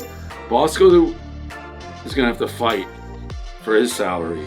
That was sort of the incentive. Me and Dan were talking, like, if we do this, Bosco's then on the hook to like beg for his fucking supper every single year. So I'm excited about that. Dave buying back the company obviously was a crazy, crazy moment. I was involved in a lot of the talks leading up to that, so I knew it was coming in the weeks prior. But it was nuts, especially the timing of it, because when we moved to New York in 2016, it was, I don't know, 8 of us, and the idea, you know, Chernin had just bought us. Our whole goal was to sell it and become this big deal. The week that I was moving back to Chicago was when all this was going down, where it was me, Dave, and Erica talking with Penn and figuring everything out. And so it was a very weird moment for me, because it's like I just moved to New York for 7 years on a dream, and then the day I'm leaving, we're back to being independent. It's a very good day for Barstool, for sure. So thank you, and you know, to another 1,000,000 years, I guess. My only question is Mincy coming back? Only question. Bedman saying the N-word. We got that one on the list. That's a big moment. You know, the domino meme? That's the first domino, is Ben Mint saying the N-word. Mincy's back.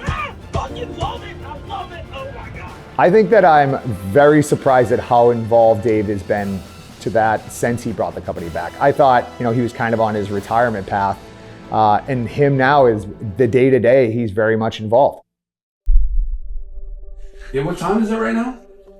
9:45. 9:45. We got a couple people over here. These motherfuckers don't show up. I'm only in the office for a fucking week. What the fuck are these idiots doing? I'm back in the fucking mix here. It's like I'm on a plane every weekend. I'm dealing with absolute morons again. I'm responsible for the livelihood of 80% of people who really have no life skills, and it's a lot of pressure. And we're not talking about Cy Young and Ted Williams. We're talking about Smitty, Glenny, Marty, Tommy. This section over here, if they died, nobody would notice. And they can't fucking get in here. You know, I think with the Penn deal, when it initially happened, there was an off-ramp for Dave, there was an off-ramp for Erica, there was an off-ramp for me eventually to be able to be like, all right, Barstool's in good hands. I don't have to work as much. That part has definitely changed where there's not as much of an off-ramp where, you know, a $1 billion corporation owns Barstool, so you know it's in good hands. So we gotta kind of get our hands dirty and work extra hard to keep things moving forward. It was so stunningly silent. Voice of God. Give me like a 15 count and then we're good.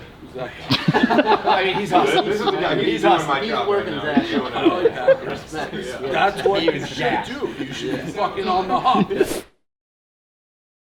Dog has been in Dave's office for, it feels like 10 minutes now, and it's like 9 minutes way too long. I can start to hear the voices raising a little bit.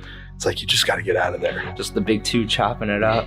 Any bits or no? No bits today, just straight business. Okay. Nate just came in and complained about a guy being let go. I don't want to fucking let anybody go, but Nate coming in and be like, well, do page views not fucking matter? We're losing $12 million, so we're not gonna lose productivity. It's gonna stay up, and you guys are gonna have to fucking pitch in, but I'm not gonna have fucking Nate coming in and be like, oh, I guess page views don't matter and blogging don't matter. It fucking matters. We're losing $12 million a year. Wake the fuck up. I mean, honestly, that was just me going to bat for a guy who had been a good blogger. I would have done that for any, guy who was in the top 5, blog quantity and page views, every month. Why do you think you're in a position to do that? Well, you don't know it. He's a dude who's tried to not fire anybody over the years, and now is basically being forced to. That guy Fitz, awesome dude, unfortunate, set of circumstances, but like he was the exact type of layoff that needs to happen, right? And Nate was just hell-bent on saving this guy to the point that like he inserted himself into it, put a bullseye on his own back, and like just enraged Dave. He was one of the good ones. They're all fucking good ones. That's what layoffs are. They suck. Why everyone who gets laid off, Nate's gonna come complain to me? Shut the fuck up, Nate. And I was like, is this guy like your family member? Does he have like some dirt on you? What is going on? You need to stick up for this random guy. That was a weird one out of everyone to really, get hung up on Matt Fitzgerald. He's one of the good ones. Shut the fuck up. I thought I could ask a question. Oh, brother. Here we go, company meeting. Obviously, everyone knows we did a ton of layoffs today. The harsh reality of it is, I think we're back to like my world a little bit. And when I say my world, I mean like what Barstool has been for the majority of Barstool. Layoff day stinks. You never want to lay anybody off. I will say, I think I probably benefited in the burden of it because I didn't know a lot of the people. A lot of them came from Erica's world. Like words like process and forecast and pipeline, and I get rid of all that. I probably didn't know a lot of the people or interact with them because I don't want to say removed, but I certainly am not as involved as I was now. Still horrible. You never want to tell people you don't have a job. But the facts of the matter is if we didn't make the changes, none of us in this room would have had jobs in a year or two. It just couldn't have worked. And now I think, we're pretty well set for the future. Right before people got laid off, I had asked Dave and Gaz if I could go to this trip retreat. I've been doing these retreats, whatever. As I'm in France, making wine videos and trying to be bougie or whatever, I get the text that 1 million people are laid off. I feel so sick. I felt awful about it. I came back. I never talked about the trip again, and now I'm too afraid to ask if I can try again because it just feels like if I go on vacation, people get laid off. I don't know. A live rap battle going on between Nate and KFC. A live rap battle? On the rundown. What? I mean, there are certain times where I feel the need to get into the studio. It's not something I think either of us are proud on. I was on the rundown, and I can't remember. He kept cutting me off, and I remember saying something about that, and that triggered him. I'm not saying I don't. I'm saying he but you does can't the even thing. do Kevin, that. shut the fuck up for 2 seconds. You talk over people nonstop. Interesting, Eric. Just talk over we can people go down this road nonstop. too. You can catch it too, bud. Do it. Yeah, you want? What am I gonna catch, Kevin? we could. You guys finish your thing up, and then Nate is such an interesting cat in that he will lie dormant for months, maybe even years, and not really turn into the spider monkey version of Nate. And it really, I think, leads to some pent up stuff that eventually is going to boil over. It's just inevitable. Nate tries to sewer bomb me, comes at me for my personal shit when I've been doing nothing but letting him cry on my shoulder with his, when I've been guiding him and helping him and basically keeping his career alive.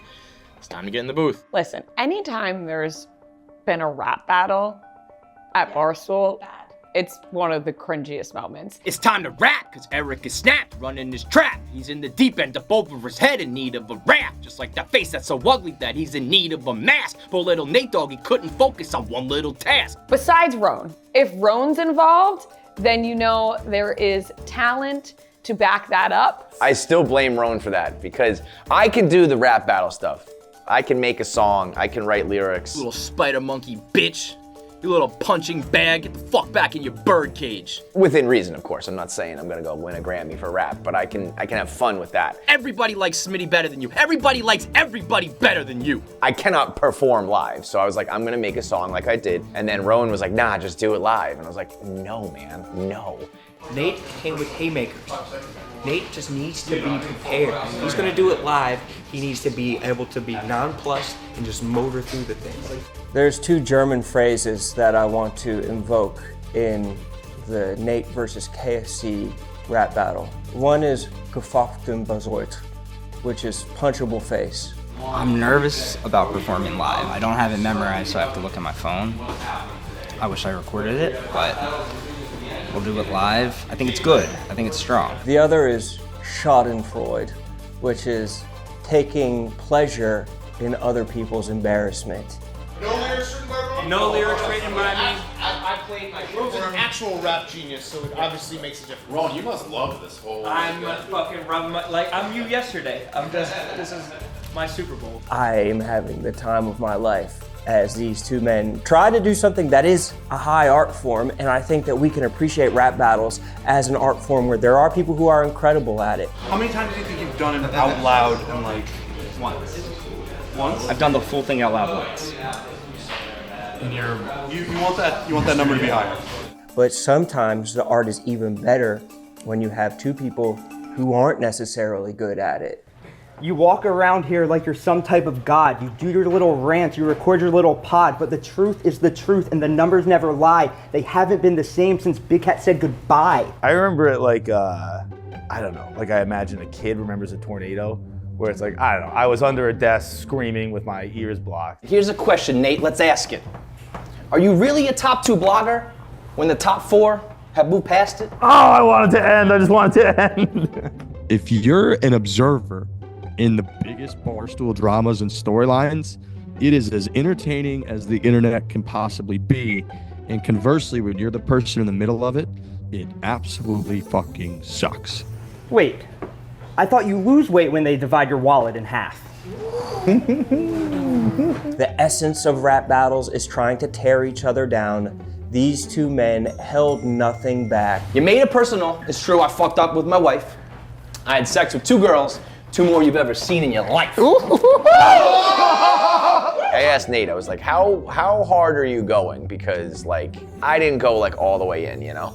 And Nate was like, no, like I didn't cross any lines. And then we did it and he crossed so many lines and I was like, I wish I did not pull any punches on you, you motherfucker. Everyone treats you with kids' gloves because you can't handle the fire. You gotta be nice to Kevin. We have to tell every new hire. Well, here's my advice. You should try growing a sack because the only thing that's back is you being a hack. I think there were fair punches thrown in the rap game. The dog was like flowing. Yeah, like, I mean, You're not exactly usually the smoothest cat, Nate. No, I can't. It was like that was like Kevin, the battle's over. Calm down. What happened? I blacked out. I think we're both very impressed. I don't know what it is about Barstool Sports that we are a bunch of white idiots and we settle stuff through rap battles here. It doesn't make a ton of sense. I stand by it. I think that's good content. I'd still be eating the bag of chips and enjoying the hell out of myself if it happened again today. Michigan, man.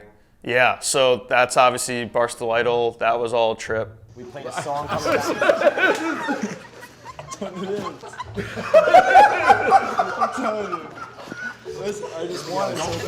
That kid was a wild card. Dave loved that. Like, he would smirk at that kid. Like when Dave gets that little chuckle where he looks at you and like he kind of laughs and walks away, like he couldn't get his mind off that guy. Like he didn't know where he was going, if he was juking left or right. It's been the best 2 days of my life. He just kept saying it's fate and destiny. This is just where I belong. You was talking about when you came here in like June, because he's the viceroy, so he's kind of been working with us, and he said it was fate that he ran into someone who works here when he was visiting the office. I remember going to pizza reviews like during that whole Barstool Idol, and me saying to Dave, like, this kid might like bring a gun to this place, and Dave's like, yeah, he's like, this kid's out of control, but like you gotta stick around with him. Like, who knows? He's like, he's crying. He's like, he sucks at all the contests, but he's like crying on behalf of like his other contestants. That guy, what's that guy doing now? Why did Ellie get eliminated? Because I didn't think that she would really be like electric on camera.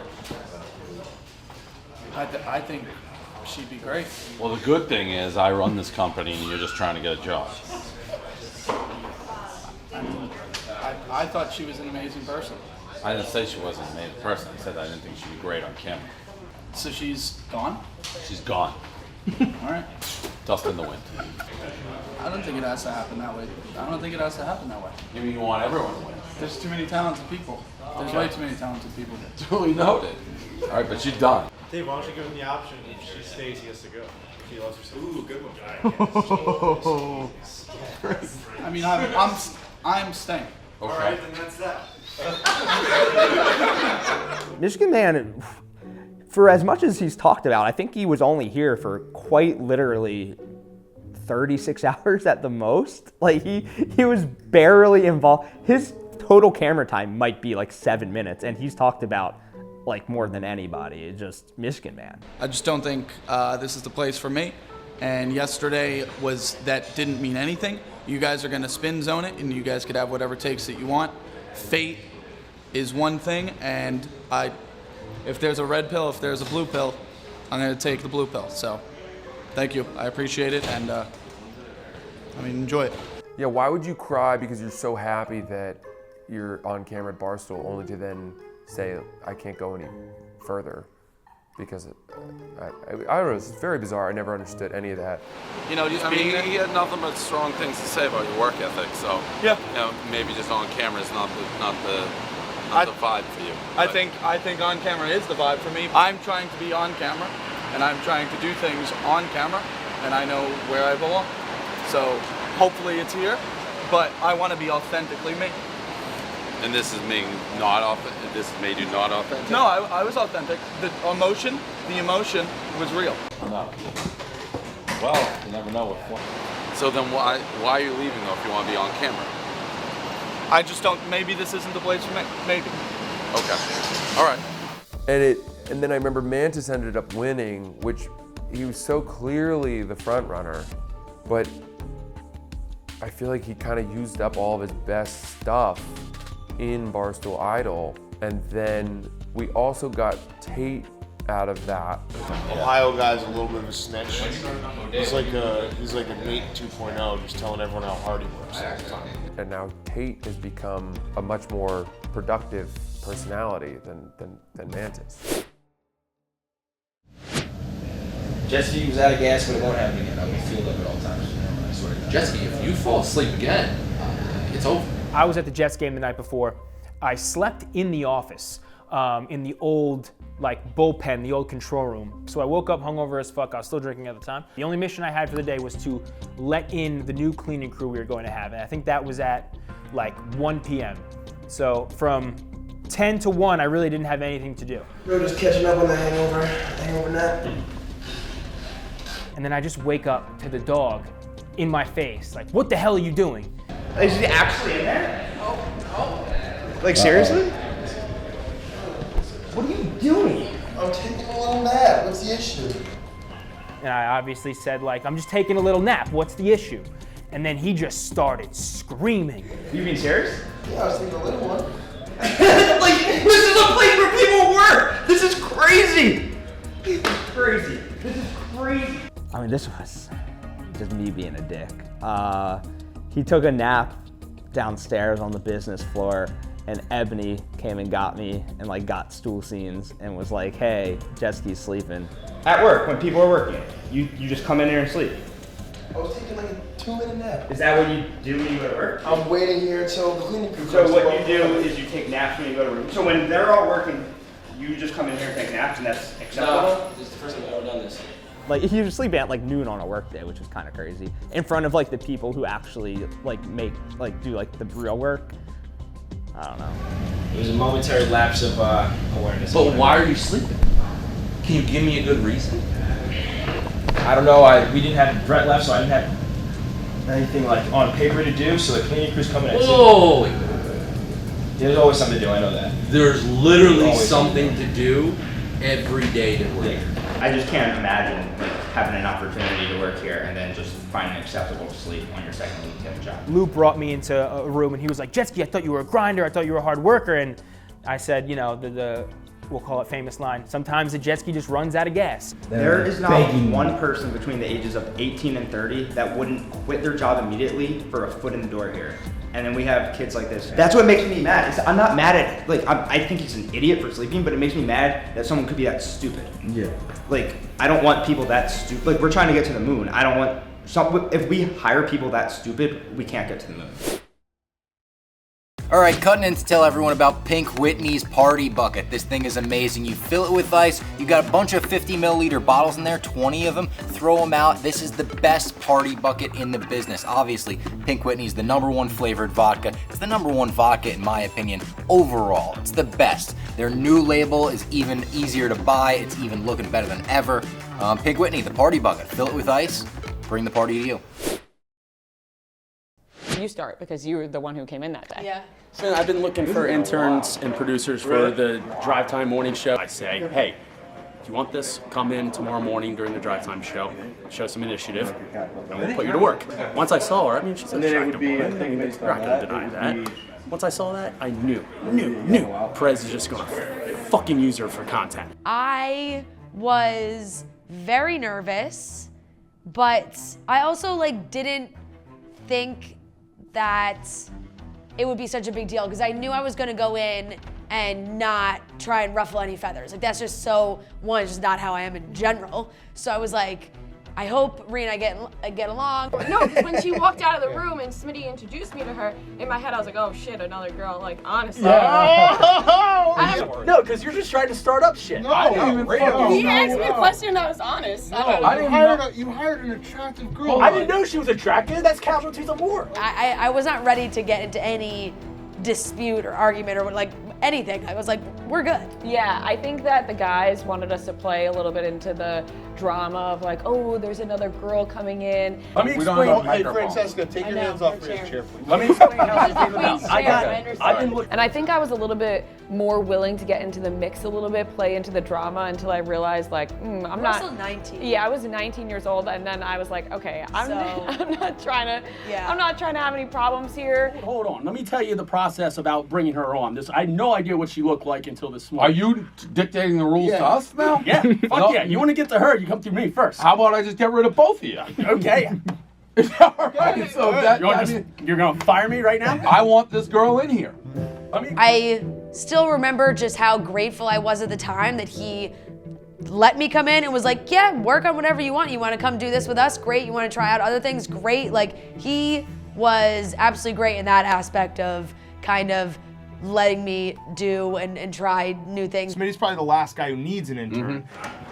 He's my boss, so I listen to what he says. And funny enough, after that, we would just sit on the couch together, talk about pop culture, and I sent Fran a DM that actually makes me crawl out of my skin but it was to create a show together.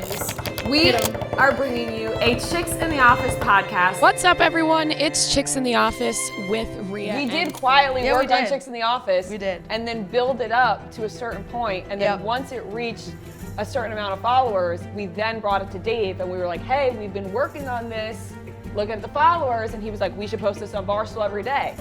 Just got thrown into the fire my first day. Can't really say I didn't expect it, but Rhea's a great girl. I think we're gonna get along great. At the time, the girls were putting out purposefully stupid clips. I made the conscious decision to stop washing my hands. I don't really trust people that wash their hands because, well, one, I don't think it does anything. These stupid clips would always go crazy viral on the main account. They would push them like crazy. Gaz, like literally was, that he like says it now. He's like, yeah, we push those clips like crazy because people would get mad in the comments and it was really good for engagement. Listen, people didn't like the Mean Girls. I didn't like the Mean Girls, but I call it like I see it. I'm fair. Like, those girls were doing content that was stupid, idiotic, sophomoric, girly, lame, whatever you want to call it, but it was working. There was a frustration in the office that Kelly vocalized a little bit and took the heat for a lot of it. These girls are making me feel stupid, and like none of the other girls here are like getting on the main page, and they look dumb, and now it makes every girl at Barstool look dumb, and I felt like I needed to take the team on my back and write a little blog about it. What's happening right now is a revolution, okay? This is time. It's time that we all put our foot down and we do not encourage this kind of behavior anymore, because I refuse to walk around and let everybody on the outside think that we're all a bunch of idiots on the inside. I've worked too hard to protect my intelligence and integrity, and I won't let it happen. When Kelly wrote the blog about the Mean Girls, I kind of thought that was out of left field, because I don't know that I was as keyed in on everything as I thought I was.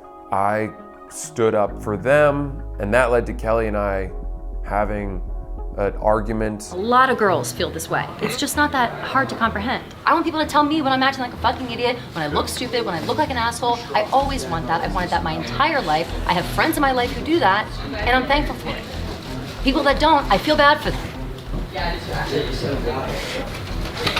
That was just a group of people at Barstool who personally didn't like those girls, and they tried to turn it into like, I'm doing this in the name of like Barstool, and I'm doing this in the name of like women, and it's like, no, you just don't like these bitches. I think the people who come for you don't like you. Oh my God, And they just don't say that. They come up with a different reason. If you know me in my real life, which I thought that you did, but you don't, I have a hard time with people who act fake all the time. Then how can you come to this place? And I have to remember that Everybody people to some degree has cranked up a character. Yes, and I said that, but it's one thing when you're cranking up a character, and it's another thing when you're actually becoming that person, which is something that I wrote and something that I said, which is what I think is happening here. Me and Francis got into it because all of a sudden he's Alex Bennett's best friend, and then I bullied him into submission, which is typically how most arguments go with me. Get them out there. Get them out here. No, they're over here listening. They're there listening. They can get in the combo. Ladies, Alex, Jordan, come here for a sec. Gonna be able to fucking You don't wanna handle chat? this. I was sitting next to Kelly at the time, and like Jordan and Alex came in later that day for like the first time since Kelly had published the blog. Kelly was like, "You guys want to talk?" They were like, "No," like they weren't. And I was like in the middle. I was looking back and forth, like this is what you dream about. I'm waiting for them to say something. I figured they would. I mean, look, there's nothing I hate more than to see fellow employees at each other's throats, especially women. Ugh, I hope they're able to settle this, but in the meantime, hopefully we just get maybe a few more blogs, a couple more, videos and stuff just about them all hating each other. But, until then, I'll just be sitting here praying that it's all solved. What happened with the Mean Girls, unfortunately, kind of proved me wrong. There's no right way to success here, and they're getting views, which is a very clear tracker. They had sponsors, so I was like, well, they're doing well. Like, why are we mad about how they're doing well? When they stopped coming in, I got that, but I didn't think it was the right choice. And then when they stopped showing up to like sponsored events, that to me vindicated Kelly. Their response to the blog, which was to stop showing up to the office and doing anything at all with anybody, actually did surprise me. I think if they kept coming in and sort of like played into it, then things would have like fizzled out, and I'm sure them and Kelly would have been fine, and it would have just been one of those passing moments of drama like that happened all the time here, or used to happen all the time here. But because they stopped coming in, I think it sent a message that they didn't really want to be a part of it. They didn't want to be a part of working here. And then we had the OnlyFans pageant was like that next week. And I was like, it'd be great for you girls to be judges. They said yes, and then they just ghosted me. And at that point, I was like, all right, fuck off. The other day here at Barstool Radio, we're talking Mean Girls. Yeah, so I talked to Alex today, so they're done. They're done? Yeah. Fired. Do you believe in dinosaurs, or do you think they were methodical creatures? Tyrannosaurus rexes were the ones that flew, right? I made the conscious decision to stop washing my hands. They didn't used to wash them way back in the day, and there was less diseases. Alex Bennett, Mean Girl #1. I think it was the most blunt call out, I think, in Barstool history. They're dead now, so what are they gonna do? R.I.P. If you're having a hard time getting a tee time this season, check out the Barstool Golf Time app. It's a way to make tee times at your local courses that you won't find on their websites, and you will be able to find the best prices for those tee times. With every action you take in the app, you get points to use towards the Barstool store, so you can get merch, deals, even golf gear from our store itself. Spring is finally here, so come golf with us. Download the Barstool Golf Time app today and take advantage of a special offer where you will earn 3 times the points if you book a tee time and play that round before April 13th. Yes, it is Carrabis versus White Sox Day, but for me, it's White Sox Day versus White Sox Day. I knew that there was literally 0.00000 chance that he would beat me. So Dave Portnoy in the clip was correct. It was me versus me the entire time. So Jared, of course, do you think you're gonna knock him down at runs? I think that there's a much better chance than he thinks, yes. He didn't want to do it, and I was pushing him towards doing it.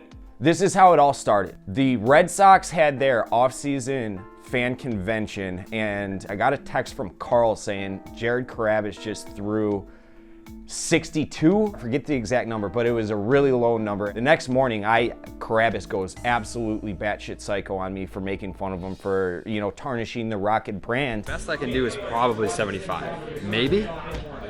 Do you think that'll take a big hit to the Rocket brand? No, I'm 30 years old and I haven't played organized baseball since 2010. And I'm like, dude, I'm gonna keep busting your balls about it because you're clearly very upset about it, but at the same time, I don't actually care how hard you, me, or anyone else can throw. Oh, here. 78. Okay, that's getting there, that's good. It's like the dumb, just whip your dicks out. I mean, be done with it. It's like the biggest dick measuring contest that I've ever seen in my whole life. As Ellie Schnitt said, whip the dicks out and measure how fast we could throw. So we did it for Cyber Monday, and I believe it was every $10,000 we sold, I got an extra pitch. So I ended up having like 20 pitches. I threw earlier, I felt good, good velocity. I'm interested to see what 100% looks like, that's all. If I win, great. If I don't, I know it'll be close. We actually went to the abandoned HQ2 office to throw. I thought he was going to do a little better than he did. I'm pretty sure White Sox Dave smoked him. We gotta get it. Can we make a little noise in here?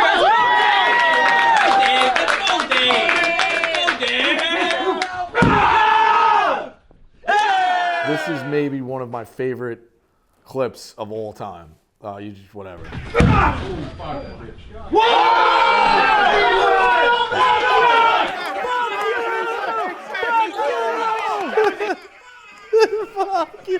Fuck you. Just the guy loves his pitch machine, man. Just a fucking all-time clip. Still makes me laugh. What do you get? 81. Do you think it's real? Yeah, I think they're fucking rigging it. You think they're rigging it? No chance he's getting better over time. Let's go, Rocket.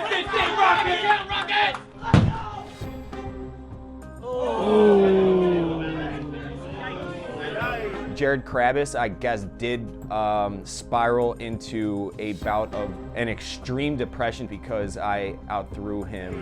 Beat me! Damn. How dare you beat me! Come on, Jared! Come on, Rocket. Come on, Rocket. Tear his fucking out off, Rocket! Rocket! But yeah, it was the perfect just pissing contest between White Sox Dave and Carrabis. You just can't sum those two up better than that. It was exactly what White Sox Dave predicted. He said he'd be mid-70s. That Jared can't throw harder. So it was exactly what he thought. Now, you know, I honestly think if you came back here at 4 a.m., you're just gonna hear the. It's just gonna be him doing it. He's just this is what he wants to do for his life. Just throw pitches as a speed machine. He's a power pitcher. What can you say? So the speed pitch was a big day for me personally. Everybody knows I like showing off this rocket of the right arm that I have. So that was the great throw off of 2019. I wish that I were not part of so many bad moments in this company. 6 years I've been at this company. Y'all have asked me to talk about two things. I gave two statements and then that's it. That's all my entire career adds up to here. I mean, the Glenny Ball. The Is anyone Glenny going to talk about the Glenny Ball? The Glenny Ball.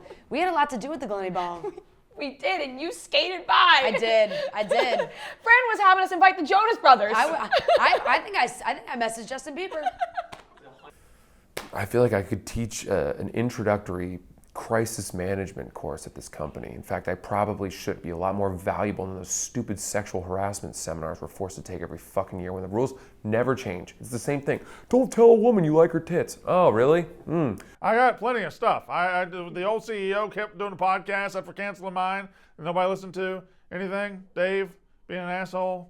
There were a ton of people. But my hands were clean. I was just like over people's shoulders being like, yeah, do that. I know that me and Glenny got in trouble. I know Brett Merriman got in trouble, office manager Brett.